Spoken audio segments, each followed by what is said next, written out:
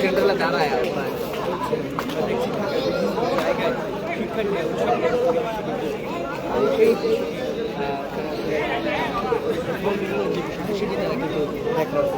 জানালো সেই জায়গাটা কিন্তু বলি এখানে কিন্তু আমরা সামনে যায়নি সামনে এরা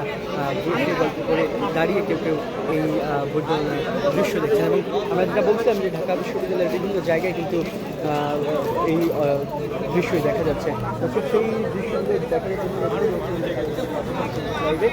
সঙ্গে বলতে চাই যে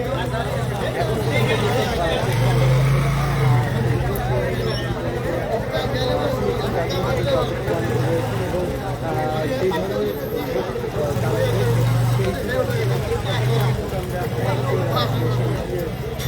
ধরনের মাধ্যমে কিন্তু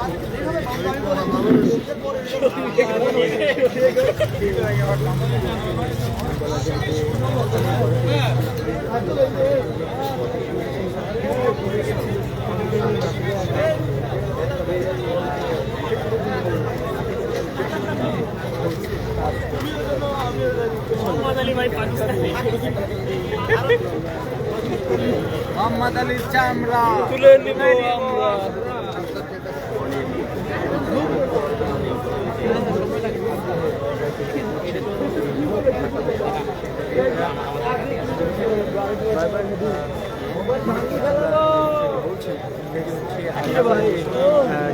নেতৃত্বে আসবেন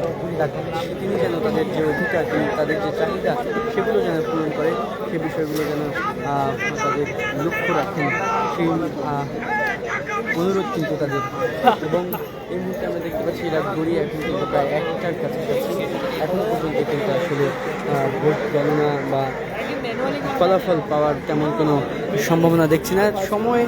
হয়তো বা আরও কিছুক্ষণ লাগবে এবং তারপরে হয়তো বা জানা যাবে যে আগামী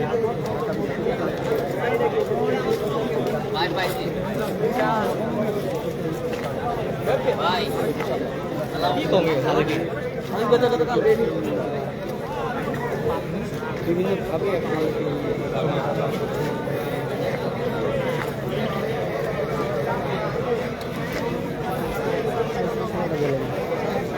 এবং একসঙ্গে আমাদের বলি যে সন্ধ্যার পর যে ধরনের অভিযোগ এসেছে সেই অভিযোগের ভিত্তিতে আমরা দেখেছি ঢাকা বিশ্ববিদ্যালয়ের নিরাপত্তা ব্যবস্থা কিন্তু জোরদার করা হয়েছে। সে কারণে আমরা দেখেছি র্যাব, আনসার, পুলিশ এবং বিজিবি মোতায়েন করা হয়েছে কিন্তু ঢাকা বিশ্ববিদ্যালয়ের প্রবেশ দ্বারগুলোতে। এছাড়াও কিন্তু সময় তারা কিন্তু টহল টিম সেটা কিন্তু ঘুরে ফিরে বিশ্ববিদ্যালয়ে টহল দিচ্ছে এবং যে কোনো ধরনের অপ্রীতিকর ঘটনা হতেই তারা এই ধরনের প্রস্তুতি নিয়ে রেখেছেন এবং র্যাবের যে গাড়ি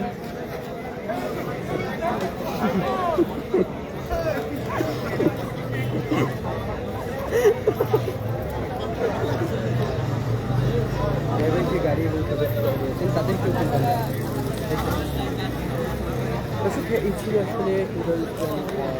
স্কুলের সামনে থেকে যে কেন্দ্রটি ছিল উদয়নে সেই কেন্দ্রের সামনে পরিস্থিতি।